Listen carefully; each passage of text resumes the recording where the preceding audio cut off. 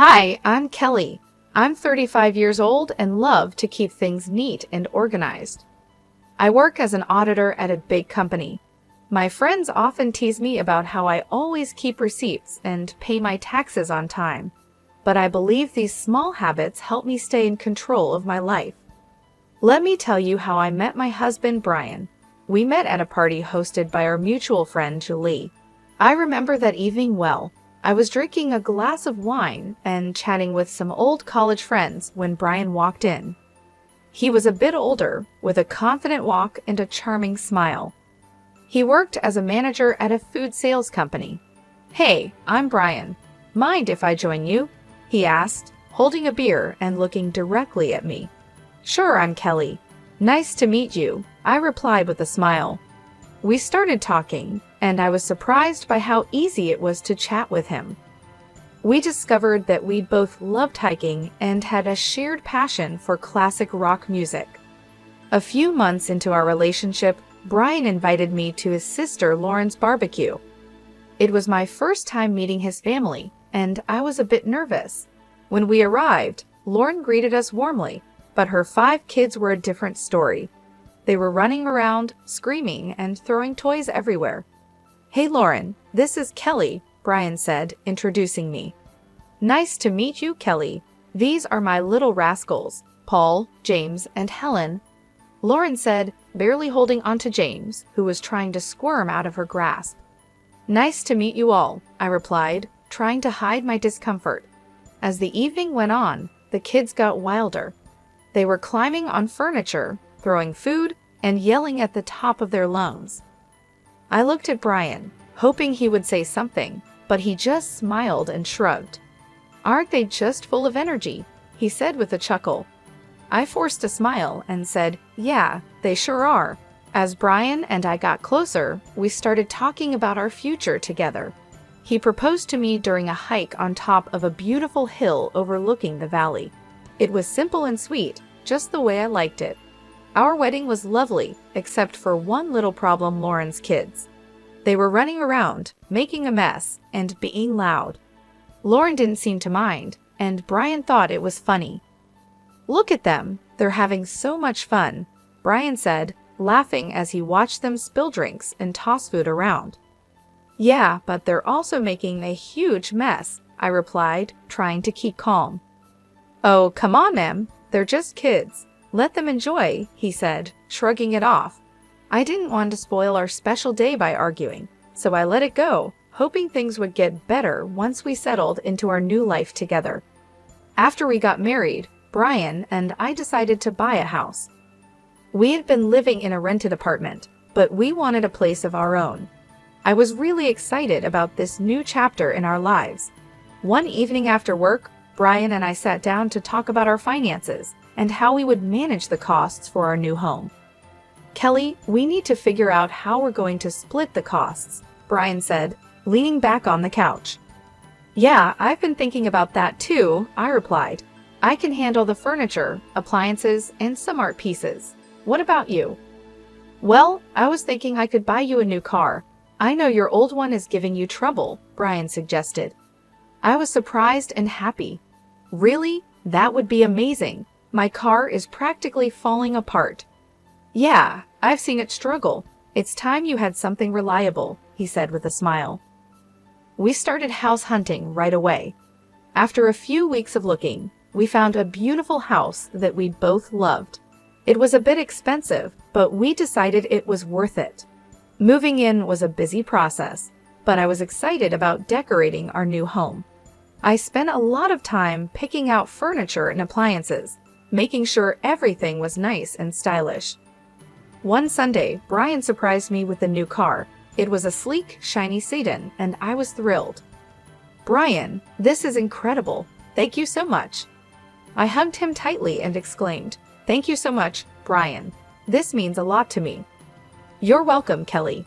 You deserve it," he said, looking proud of himself. As we settled into our new home, things seemed to be going well. We both enjoyed our jobs and loved coming home to our cozy house.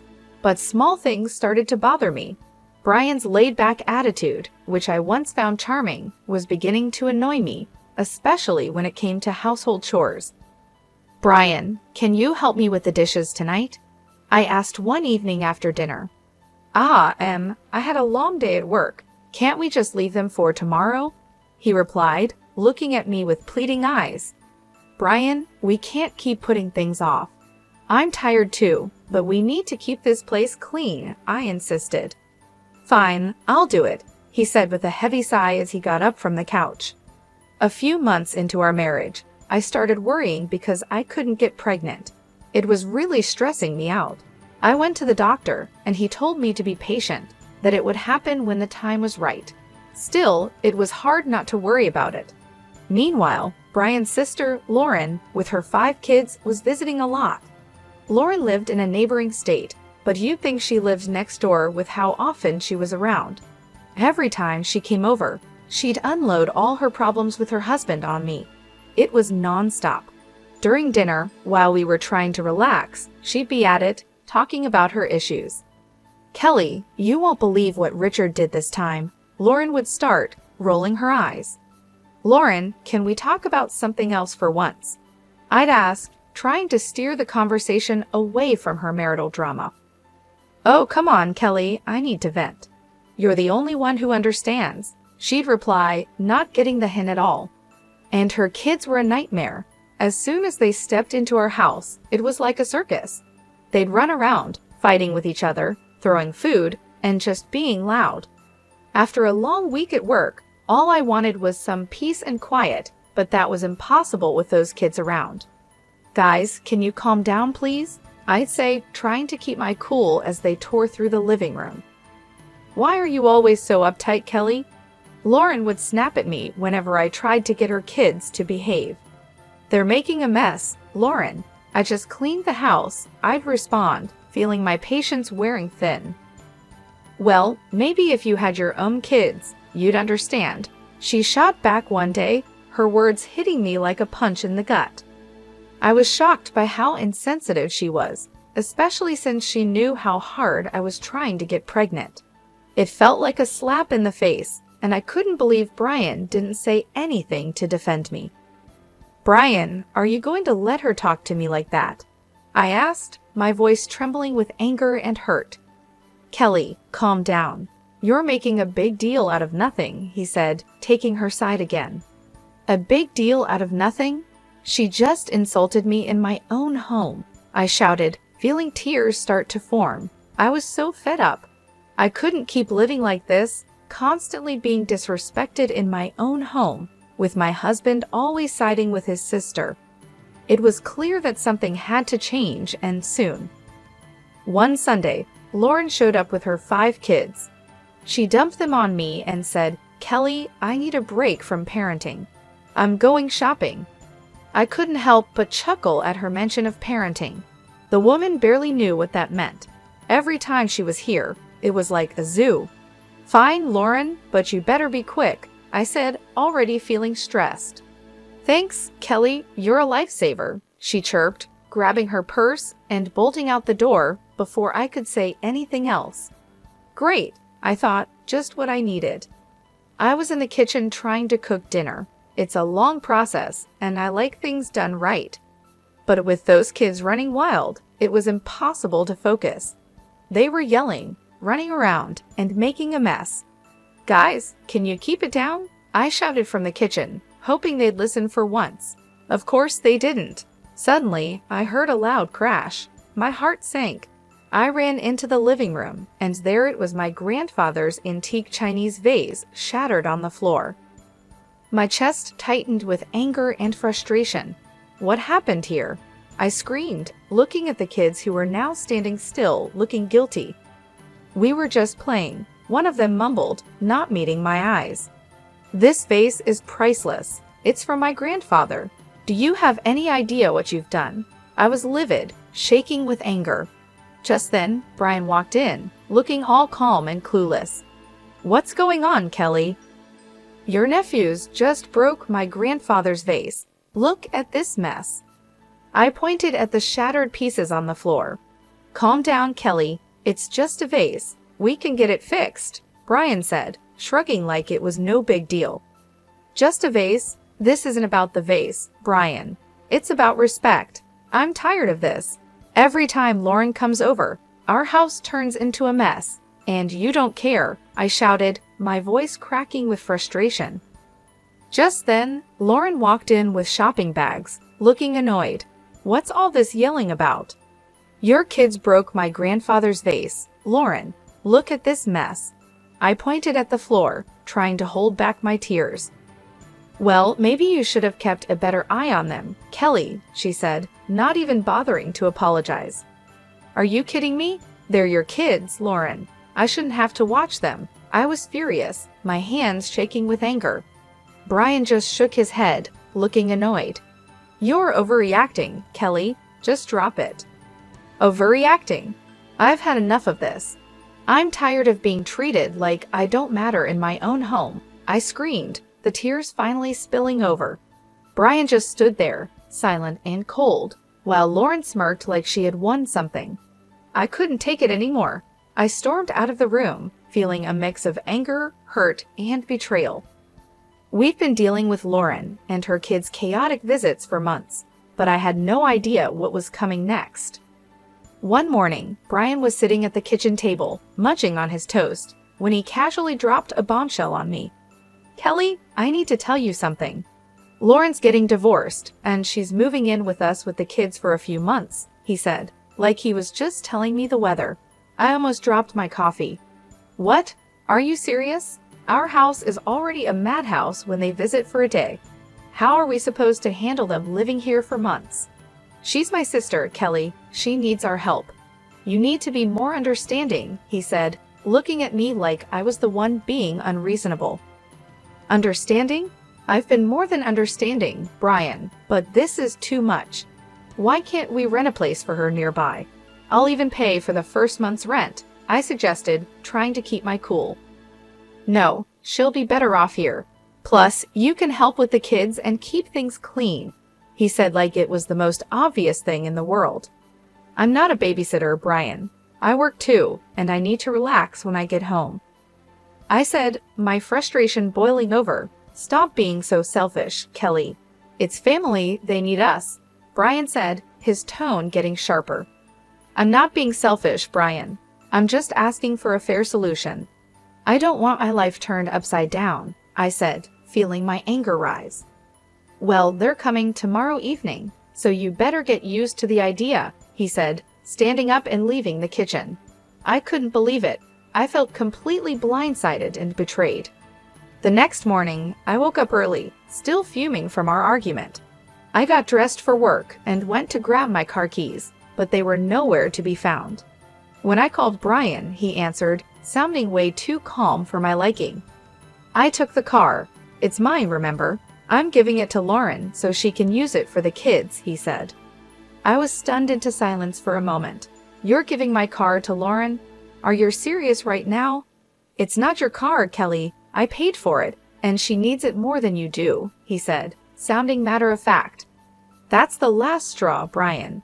You've taken everything from me, and I'm done, I said, my voice shaking with anger. What are you talking about? Don't be dramatic, Kelly, he said, clearly not understanding. I stood there in the hallway, holding my phone, unable to believe what was happening. It felt like a nightmare I couldn't wake up from. How had things gotten so bad? I picked up the phone and called a moving company. Hi, I need a team to move some furniture and appliances today. It's urgent. The movers arrived a couple of hours later. I showed them around the house, pointing out the items to be moved. Take everything, the beds, sofas, chandeliers, even the faucets in the bathroom. The movers got to work, and soon the house started to look empty. I felt a strange sense of relief watching them carry out each piece of furniture. As the last item was loaded onto the truck, I directed them to my mom's house. Everything goes there. Thanks for the quick work, guys, I said, handing them a tip. With the house now bare, I grabbed my essentials and headed to my mom's place. A few hours later, my phone started buzzing. It was Brian calling repeatedly. I ignored the calls, feeling a mixture of anxiety and empowerment. That evening, there was a loud knock on my mom's door. I opened the door to find Brian standing there, looking furious. "What the hell, Kelly? What did you do?" he shouted as he stormed into the living room. "I took my stuff, Brian. You took the car, so I took what I bought," I said, keeping my voice calm. "This is insane. You stripped the house bare. Where are Lauren and the kids supposed to sleep?" he yelled, his face red with anger. "That's your problem, Brian. You made this mess. Now you deal with it," I replied, crossing my arms. "You're a thief, Kelly. You stole everything," he shouted, waving his arms around. "I didn't steal anything. Here are the receipts," I said, pulling out a folder and showing him the proof of purchase for all the furniture and appliances. He looked through the receipts, his anger turning to frustration. "Fine, Kelly. If this is how you want to play it, I'll file for divorce." I took a deep breath and handed him a stack of papers. "Already done. Here are the divorce papers. Sign them and we're done." He stared at the papers, his face pale. "You're really serious about this, aren't you?" "Dead serious, Brian. I deserve better than this," I said, feeling a strange sense of calm wash over me. He took a pen from his pocket, signed the papers without another word, and handed them back to me. "Fine, Kelly. Have it your way." I watched as he turned and walked out of my mom's house, the door slamming behind him.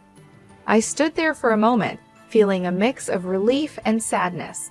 It was over, and I knew it was the right decision. That night, I sat down with my mom and talked about everything that had happened. She was supportive and agreed that I had made the right choice. "Kelly, you've been through a lot. It's time you focused on yourself and your happiness," she said, giving me a comforting hug. "Thanks, Mom. I just need some time to figure things out," I replied, feeling a weight lifted off my shoulders. Over the next few days, I started to settle into a new routine. I began organizing my new space at my mom's house and planning my next steps. It was a fresh start, and for the first time in a long time, I felt hopeful about the future. I knew the road ahead wouldn't be easy, but I was ready to face it. I had taken back my life, and there was no turning back. After divorcing Brian, we sold our house and split the money. It was time to set up my own place. My mom's house was great for a while, but I needed my own space. One afternoon, I was sitting in the kitchen with my mom, looking at listings on my laptop. "Mom, I think I found a place that looks perfect. It's a small apartment downtown, close to work," I said, showing her the pictures. She looked over my shoulder and smiled. "That looks nice, Kelly. Have you called the realtor yet?" "Not yet, but I'm going to do that right now," I said, feeling a bit excited. I dialed the number and waited for the realtor to pick up. After a few rings, a friendly voice answered. "Hello, this is Larry. How can I help you?" "Hi, Larry. My name is Kelly. I'm interested in the apartment you have listed downtown. Is it still available?" I asked, crossing my fingers. "Yes, it's still available. Would you like to schedule a viewing?" he replied, sounding hopeful. "Absolutely. How about tomorrow afternoon?" I suggested, trying to sound calm. "That works for me. I'll see you at 4 p.m., Larry said before we ended the call. The next day, I headed downtown to meet Larry and check out the apartment. When I arrived, he was waiting outside the building with a friendly smile on his face. "Hi, Kelly. Nice to meet you. Let me show you around," he said, shaking my hand.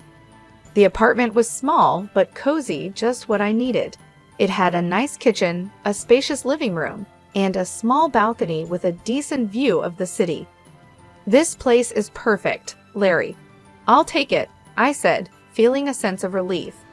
After signing the lease and getting the keys, I started planning my move. I wanted to make this new space my own, a fresh start.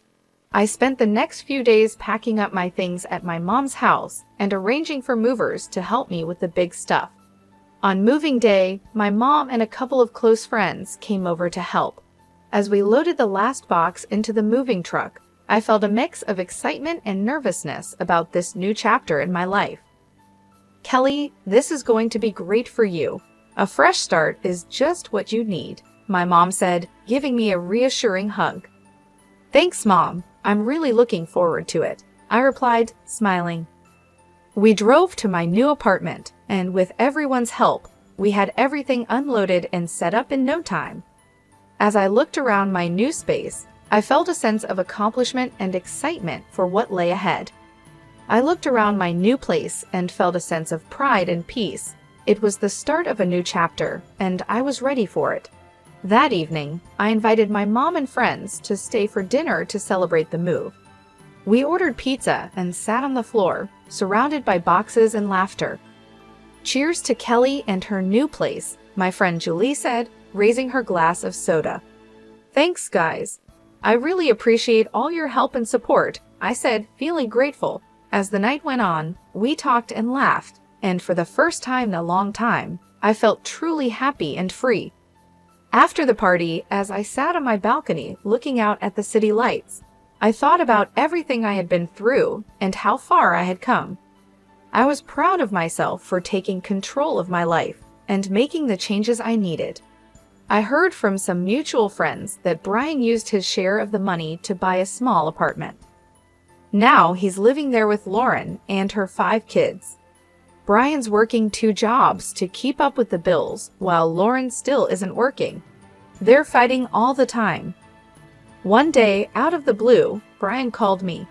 I was surprised to see his name pop up on my phone, but I decided to answer, curious about what he had to say. Hello, Brian. What's up? I answered, trying to keep my voice neutral. Kelly, please just hear me out, he started, sounding desperate. I know I messed up. I'm so sorry for everything. I didn't realize how hard it was for you with Lauren's kids. I couldn't help but laugh a little. Really, Brian? You're realizing this now, after all this time? Yeah, I know it's late, but I'm serious. I've been thinking a lot, and I miss you. I miss us. Can we start over? I'm ready to move into your apartment and make things right, he said, his voice almost pleading. I chuckled, shaking my head in disbelief. Brian, you've got to be kidding me. You think you can just waltz back into my life like nothing happened? Kelly, I'm serious. I'll do whatever it takes. I'll even take on more work to make it up to you, he said, sounding more desperate. Brian, I've moved on. I'm happy now. I'm not looking to go back to that mess, I replied firmly. Come on, Kelly. We can make it work this time. I've changed, he insisted. I sighed, feeling a mix of pity and frustration. Brian, it's over. You need to focus on your life and your family. I'm not interested in going back to that chaos, I said, trying to stay calm but firm. Kelly, please, I'm begging you, Brian said, his voice breaking with desperation. Brian, no. I've found peace without you, and I'm not giving that up, I said, standing my ground. Take care, Brian. I hope you find your way. I hung up the phone, feeling a strange mix of relief and closure. It was clear that Brian was struggling, but I couldn't let his problems drag me back into a situation I had worked so hard to escape. Later that day, I met up with Julie for coffee and told her about the call. We sat in our favorite little cafe, the aroma of fresh coffee and baked goods filling the air. You won't believe who called me today, I said, rolling my eyes as I stirred my coffee. Who? Julie asked, raising an eyebrow and leaning in with curiosity. Brian. He actually begged me to take him back and let him move into my apartment, I said, shaking my head in disbelief. Julie burst out laughing, nearly spilling her coffee. Are you serious? What did you say? I told him no, of course. I'm not going back to that mess, I replied, smiling at the absurdity of the situation. We spent the rest of the afternoon chatting and laughing, and I realized just how far I had come since my life with Brian. I had built a new life for myself, one that was peaceful and fulfilling. I wasn't going to let anyone take that away from me. The cafe was a cozy spot, with warm lighting and soft music playing in the background, creating the perfect setting for our heart-to-heart conversation. As the sun began to set, casting a golden glow over the city, we decided to take a walk along the river. The cool breeze was refreshing, and the sound of water flowing gently against the banks added a calming effect to our stroll. I can't believe how much has changed in just a few months, I said, looking out over the water, the lights from the buildings reflecting off the surface like tiny stars. You've come a long way, Kelly. I'm really proud of you, Julie said, giving me a supportive pat on the back. You're stronger than you think you know. Thanks, Julie. I feel like I've finally closed that chapter of my life, I said, a sense of relief washing over me as we continued to walk. I'm ready to move forward with confidence and joy. The next few days were busy but fulfilling. I started to settle into a new routine and began organizing my new space at my mom's house. It felt good to have my own place again, even if it was temporary. My mom's house was warm and welcoming, and she was incredibly supportive during this transition period. I spent a lot of time decorating my room, making it feel like my own little sanctuary. I put up some of my favorite artwork, arranged my books on the shelves, and set up a cozy reading nook by the window. It was a space where I could relax and feel at peace, away from the chaos and stress of the past. One evening, as I was unpacking the last of my boxes, my mom came into the room with 2 cups of tea. Thought you might need a break, she said, handing me a cup and sitting down on the edge of the bed. Thanks, Mom. I appreciate it, I said, taking a sip of the warm tea. It was soothing, and the familiar taste brought a sense of comfort. You've been through a lot, Kelly. It's time you focused on yourself and your happiness, she said, giving me a comforting hug. You deserve it. I just need some time to figure things out, I replied, feeling a weight lifted off my shoulders as I looked around my new space. Over the next few days, I continued to adjust to my new life. I started planning my next steps, looking into new opportunities and setting goals for the future.